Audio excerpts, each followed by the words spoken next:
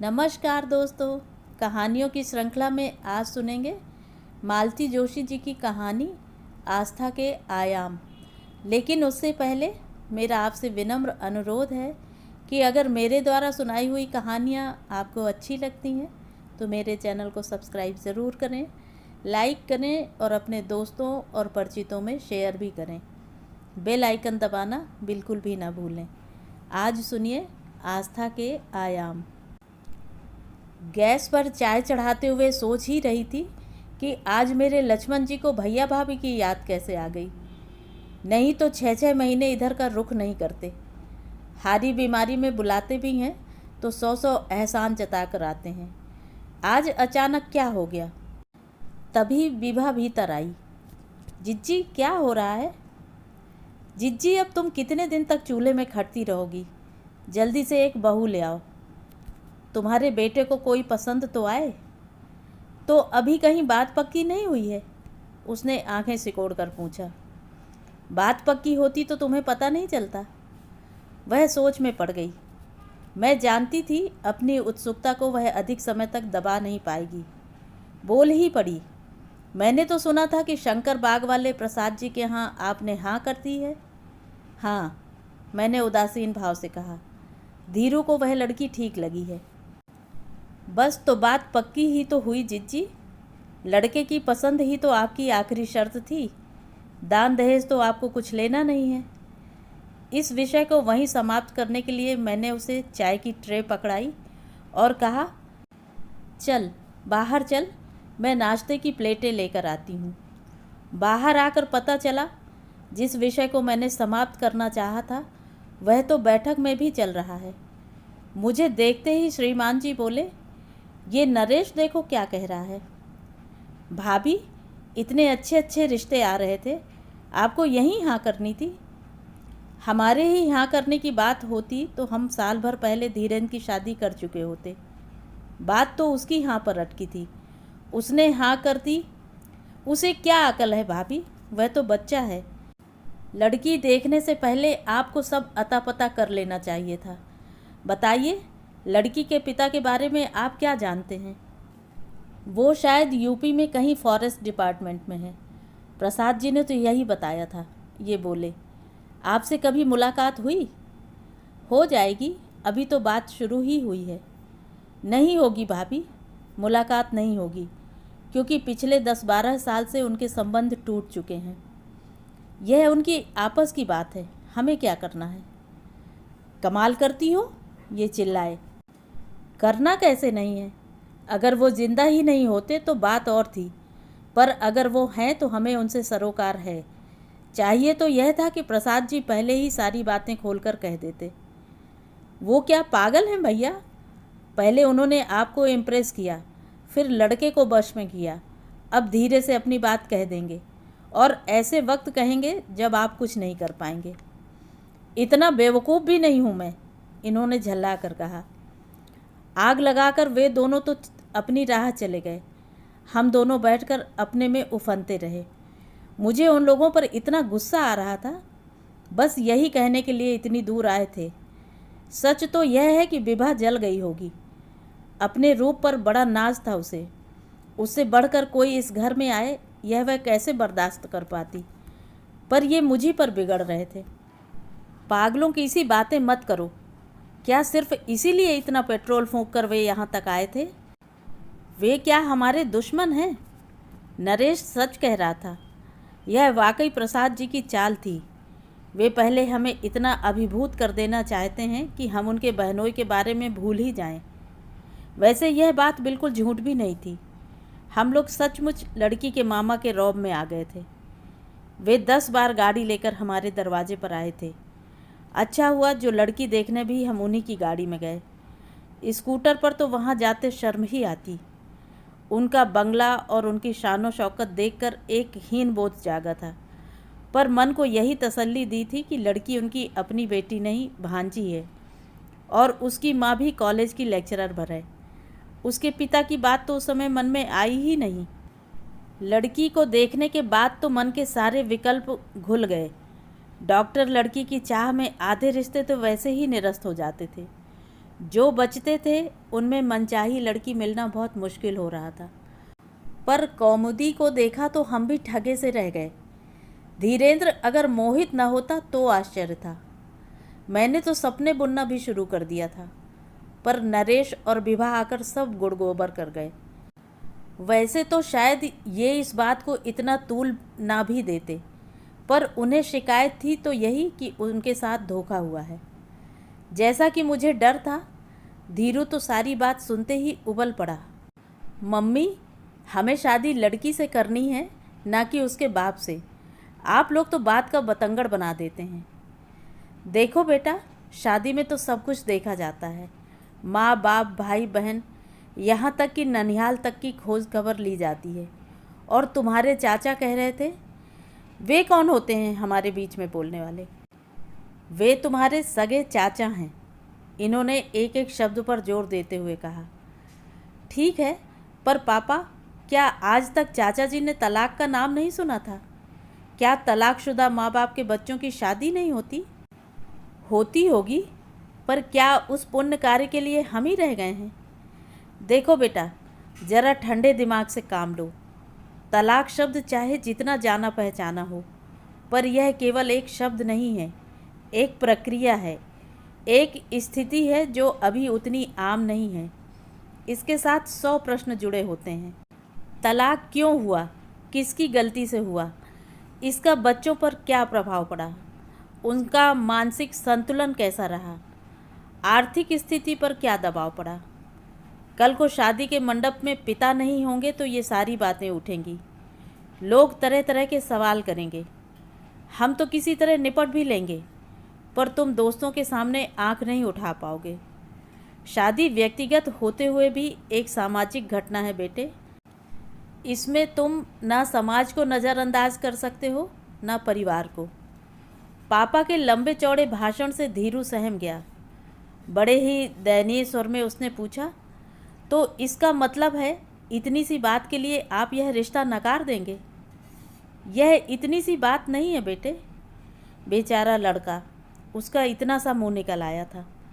तभी मेरे दिमाग में बिजली सी कौंधी। सुनिए, मैंने उमंगते हुए कहा, एक काम करते हैं, उनसे कहेंगे कि आपके जो भी झगड़े हों घर में रहने दें, बस शादी भर के लिए उन्हें बुला लें, सबका मुंह बंद हो जाएगा। कहने भर से ही वे आ जाएंगे? क्यों नहीं आएंगे? बेटी की शादी देखने का चाव तो हर बाप को होता है। तुम भी बस एक ही हो। हिंदी पिक्चरें देख देख कर तुम्हारा दिमाग खराब हो गया है। अब इस बात का कोई क्या जवाब दे? इन्होंने तो एक तरह से बात खत्म ही कर दी थी, पर मैंने हार नहीं मानी। चुपचाप उन लोगों को फ़ोन कर दिया कि आकर मिल लें। वे लोग भी जैसे हमारे निमंत्रण की बाट ही जो रहे थे। दूसरे ही दिन दोनों भाई बहन आ पहुँचे। इन्होंने ढंग से नमस्ते का जवाब भी नहीं दिया। उन पर तो थोड़ी नाराज़ी थी ही, असली गुस्सा मुझ पर था। मैंने उन्हें भनक भी नहीं लगने दी थी, इसीलिए इस अप्रत्याशित भेंट वार्ता के लिए वे तैयारी नहीं कर पाए थे। उन लोगों ने समझा कि अब हम लड़के वाले हो गए हैं, इसलिए लटके झटके दिखा रहे हैं। फ़ौरन उन्होंने उस सामान की फहरिस्त भी निकाली जो वे लड़की को देने जा रहे थे। फिर उन्होंने जनवासी की बुकिंग के बारे में बताया, रिसेप्शन का मीनू पढ़कर सुनाया। फिर बताया कि बारात के लिए 4 घोड़ों की शानदार बग्घी वे तय कर आए हैं। वैसे धीरेन्द्र जी अगर कार में आना पसंद करते हो तो वह इंतज़ाम भी हो जाएगा। अपने उत्साह में वे शायद भूल ही गए कि लड़के को मंडप तक पहुंचाने की व्यवस्था का दायित्व तो हम पर है। उन्हें तो यह बात भी बड़ी देर में समझ में आई कि इतनी देर से हमने उनकी एक बात का भी जवाब नहीं दिया था। वे लोग थोड़ा सहम गए। फिर कौमुदी की माँ धीरे से बोली, यह तो खैर मैंने अपनी बुद्धि के अनुसार एक रफ़ एस्टिमेट बनाया है। वैसे आपकी जो भी मर्ज़ी हो बता दें। एक ही लड़की है मेरी, उसी के लिए कमा रही हूँ। आप कहकर तो देखिए, आपकी कोई बात खाली नहीं जाएगी। इतनी देर बाद इन्होंने मुँह खोला। बोले, अब आपसे क्या कहें? कौमुदी के पापा अगर बातचीत करने आते तो कुछ कहते भी। वे दोनों एकदम सकपका गए। फिर मामा जी बड़ी गंभीर मुद्रा बनाकर बोले, हमने शायद आपको बताया नहीं, सुमन और Kumar they are legally separated long back. तो क्या बेटी की शादी में भी नहीं आएंगे? सवाल ही नहीं पैदा होता। तो फिर कन्यादान कौन करेगा? भैया करेंगे, कौमुदी की माँ तपाक से बोली। आज तक उन्होंने ही तो सब कुछ किया है, कन्यादान का अधिकार भी उन्हीं का है। कुछ पल शांति रही। मैंने उनकी ओर देखा, वहाँ अस्वीकृति साफ झलक रही थी। फिर मैंने कमान संभाली। देखो बहन, जैसे आपकी एक लड़की है, मेरा भी एक ही लड़का है। लड़कियों की शादी से फारिग हो चुकी हूँ। अब घर में जो कुछ है इसी का है। इसलिए आप अपनी लड़की को अपनी मर्ज़ी से जो कुछ देना चाहें दे दें। हमें किसी चीज़ की ज़रूरत नहीं है। हमारी बस एक ही इच्छा है, इसे चाहे हमारी मांग कह लीजिए या शर्त। हम यह चाहते हैं कि लड़की के पिता शादी में ज़रूर आएं। नाते रिश्तेदारों को उंगली उठाने का मौका न मिले। यह आपकी बेटी के हक में भी अच्छा होगा। घर की बात घर में ही रह जाएगी।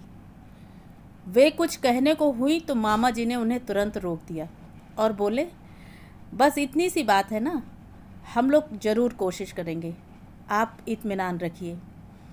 यह आश्वासन उन्होंने इतनी फुर्ती से दिया कि उसकी विश्वसनीयता ही समाप्त हो गई। ये एकदम चौकन्ने हो उठे और कहा, बल्कि मैं तो सोचता हूँ आप सगाई में ही बुलवा लें तो अच्छा रहेगा। शादी में तो बस भागम भाग मची रहती है, परिचय नहीं हो पाता, फॉर्मेलिटी होती है। इस बार भी उन्होंने कहा, जी हम कोशिश करेंगे, पर उत्तर में वह तत्परता नहीं थी। इस भेंट वार्ता से सुपुत्र को अवगत कराना मैंने ज़रूरी नहीं समझा, सो इसे गुप्त ही रखा। रसोई से फुर्सत होकर ज़रा लेटी ही थी कि दरवाजे की घंटी बजी। हे भगवान, कहीं पड़ोस की गुप्ताइन न हो। उन्हें तो समय असमय का ध्यान ही नहीं रहता। धीरू खाना खाने आता है तो उन्हें देखकर ही उसकी भूख गायब हो जाती है। दरवाज़ा खोला तो चकित रह गई। एक क्षण भर तो पहचान ही नहीं पाई। इससे पहले एक दो बार जब भी देखा, साड़ी में दबी ढकी ही देखा। सलवार सूट और खुले बालों में वह एकदम अलग ही लग रही थी। आओ, मैंने उसे भीतर लेते हुए कहा। कॉलेज से आ रही हो? जी नहीं, हॉस्पिटल से। मेरी इंटर्नशिप चल रही है ना। अरे हाँ, मैं तो भूल ही गई थी। सच तो यह था कि अंदाज़ा लगा रही थी कि वह अचानक क्यों आई है। ईमानदारी की बात तो यह है कि उसका इस तरह से आना अच्छा भी नहीं लगा। शायद धीरू ने बुलाया हो, पर बुलाने से पहले मुझसे पूछना तो था। बता ही देता तो ज़रा घर ठीक ठाक करके रखती, खुद भी ज़रा ढंग की साड़ी पहन लेती। यह लड़की भी तो ऐसी सिलबिल्ली सी चली आई है। कुछ समझ में नहीं आया तो मैंने क्लिनिक में फ़ोन लगा दिया। धीरू, कौमुदी आई है। क्या? उसके स्वर में आश्चर्य था। तू घर आ रहा है ना? Don't worry mom, just coming. उसने मेरे स्वर की व्यग्रता को पकड़ लिया। समझ गया होगा कि मम्मी के हाथ पांव फूल गए होंगे। फ़ोन रखकर मैं पानी लेने चली गई। पानी देने के बाद पूछा, चाय पियोगी? नहीं आंटी, अब घर जाकर खाना ही खाऊंगी। तो यहीं खा लो ना, सब तैयार है, बस खाने वालों का ही इंतज़ार है। आज रहने दें, आज माँ घर पर हैं, इंतज़ार करेंगी। माँ ऑफिस नहीं गई? मैंने पूछा, पर उसने कोई जवाब नहीं दिया, बस खिड़की के बाहर देखती रही। धीरू बस आता ही होगा, मैंने कहा और उठकर दरवाज़ा खोल दिया, जैसे वह आ ही गया हो। दरअसल मैं अपना असमंजस छुपाने का प्रयास कर रही थी। आप बैठिए आंटी, उसने कहा तो मुझे आकर बैठना ही पड़ा। शरबत लोगी? आप परेशान न हो, मैं कुछ नहीं लूँगी, बस आपके 5 मिनट लूँगी। आपने नाहक धीरेन जी को फ़ोन किया? मैं दरअसल आप ही से मिलने आई थी। मुझसे? हाँ, और माँ से छिप कर आई हूँ। आपकी शर्त के बारे में सुना था। वर पक्ष तो अपनी शर्तें मनवा ही लेता है। आपकी शर्त भी मान ली गई है। कल ही मामा रिजर्वेशन करा कर आए हैं। आज रात को माँ उनके साथ गोरखपुर जा रही हैं। माँ के मन में क्या है यह मैं नहीं जानती, पर मामा का कहना है कि इतनी सी बात के लिए इतना अच्छा रिश्ता छोड़ देना ठीक नहीं है। पर आंटी जी, यह इतनी सी बात नहीं है और इसीलिए आपकी शर्त मुझे मंजूर नहीं है। मैं सन्न रह गई। आप तो सारा इतिहास नहीं जानती, आप तो केवल लोकाचार जानती हैं। आप तो यह मानती हैं कि बेटी के बाप का शादी में होना बहुत ज़रूरी है, लेकिन आपको यह कहाँ मालूम है कि इसी बाप ने हम दोनों माँ बेटी को आधी रात घर से निकाल दिया था। वह रात हमने पड़ोसियों के यहाँ बिताई थी। उन्हीं लोगों ने टिकट का बंदोबस्त करके हमें गाड़ी पर चढ़ाया था। नशे में धुत पिता की वही तस्वीर मेरी स्मृति में है और उस तस्वीर में मेरी रत्ती भर भी आस्था नहीं है। घर से निकाल क्यों दिया था? मैंने बड़े संकोच के साथ पूछ ही लिया। आप तो जानती हैं, दौलत के साथ 100 ऐब जुड़ जाते हैं। ऊपर से अफसरी भी थी। माँ बेचारी चुपचाप सब सहन करती रहीं। सहन करना तो हमें घुट्टी में ही पिलाया जाता है ना। लेकिन जब वह रासलीला घर में ही शुरू हो गई तो माँ के लिए सब्र करना कठिन हो गया। माँ ने पापा को फटकारा कि मेरा ना सही, अपनी बेटी का तो ख्याल करो। वह भी अब सब समझने बूझने लगी है। बस माँ की इसी गुस्ताखी पर उसे देश निकाला दे दिया गया। पिछले 14 वर्षों से माँ यह वनवास भोग रही हैं। अच्छे बुरे सभी तरह के दिन हमने काटे, पर माँ ने पापा के आगे कभी हाथ नहीं फैलाया और न उन्होंने कभी हमारी खोज खबर ली। आज पहली बार माँ उनके दरवाजे पर जा रही हैं। इसके बावजूद वे आएंगे या नहीं मैं नहीं जानती, पर उनका अहंकार ज़रूर तुष्ट होगा। जिस आत्मसम्मान के साथ माँ इतने दिनों तक तनकर खड़ी थीं, वह टूट जाएगा। इसके बाद जिएंगी कैसे? मैं अपने स्वार्थ के लिए उन्हें अपमानित नहीं कर सकती। जिस दिलेरी से उन्होंने मुझे पाला है उसकी आप कल्पना भी नहीं कर सकती, इसलिए दाद भी नहीं दे पाएंगी। पर मैं तो उसकी उपेक्षा नहीं कर सकती ना। मैं चुप थी, क्या बोलती। अच्छा आंटी, वह उठ खड़ी हुई। बस यही कहने आई थी कि अगर माँ मेरे अभिभावक के रूप में आपको ग्राह्य नहीं है तो मुझे भी यह रिश्ता मंजूर नहीं है। शादी को लेकर वैसे भी मन में कोई सुंदर कल्पना नहीं है, पर इस कीमत में तो वह बहुत ही महंगी है। उसके साथ मैं भी दरवाजे की ओर मुड़ी तो देखा, वहाँ पता नहीं कब से धीरू खड़ा है। कौमुदी ने उसकी तरफ देखा भी नहीं और दनादन सीढ़ियाँ उतर गई। वह ठगा सा अभिभूत सा उसे देखता रह गया। धीरू, मैंने हौले से उसका कंधा छूकर कहा, सोच लो बेटे, इतना तेज तुम सह सकोगे? इतना दर्प तुम झेल लोगे? कह नहीं सकता मम्मी, वह गंभीर स्वर में बोला। बस इतना जानता हूँ कि एक गैर जिम्मेदार आदमी की गलतियों की सज़ा इस स्वाभिमानी लड़की को भुगतनी पड़ी तो अपने आप को कभी माफ़ नहीं कर पाऊँगा। तो ये थी कहानी। कहानी आपको कैसी लगी कमेंट करके ज़रूर बताएं।